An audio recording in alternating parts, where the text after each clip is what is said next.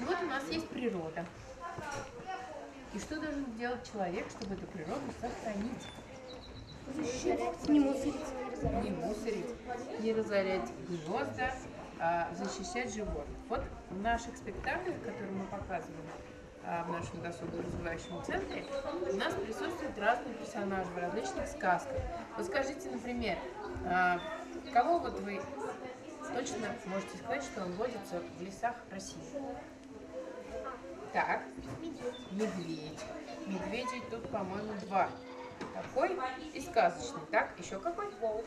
Волк. Так, еще? Лиса. Еще у нас есть правильно, ребятки? Так, сова. Скажите, пожалуйста, а что вы можете сказать из здесь присутствующих? Что, да? Ну, у нас здесь немножко сказочный тигр, но его друзья... Сегодня у нас Всемирный день дикой природы. Данный праздник отмечается во многих странах. Данный праздник, он исток берет с 2013 года. Провозгласил ее Генеральная ассамблея ООН. Главная цель – это донести до людей, что нужно беречь дикую природу. Человек в своей деятельности наносит огромный урон нашей природе,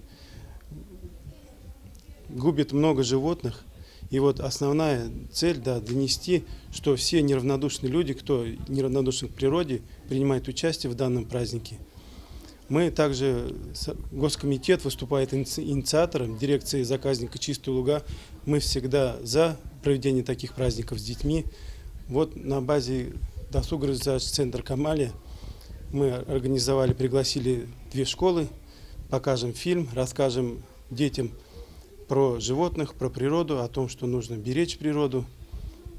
Расскажем про чистые луга, про наш заказник, что многие животные у нас занесены в Красную книгу, это 44 вида животных, 33 вида птицы. У нас существует на территории заказника чистые луга. Мы активно ведем учет данных животных, заполняем карточки встреч каждого животного, занесенного в Красную книгу.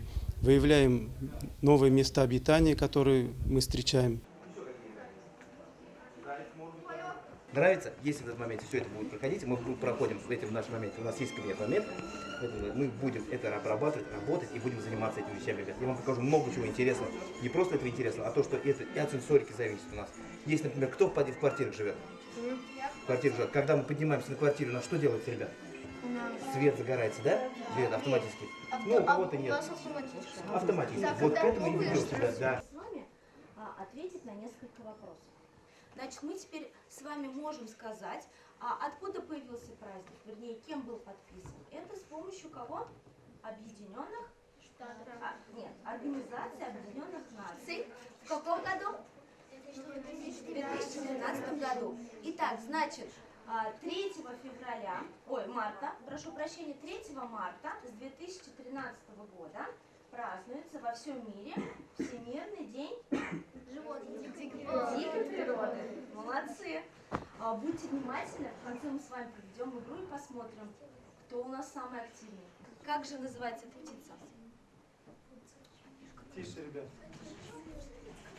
Александр, помните? А кто назвал? Вы первый же, да? Как называется самая быстрая птица? Сейчас выходят девочки. Первая школа, пожалуйста. Влада была? Держите его. Девчонки, быстрее. Пошел. Девочки, Умное лицо. сразу могу сказать, что это завершающий этап. Вот. Не вешайте. Пока. Ребят, а вы знаете,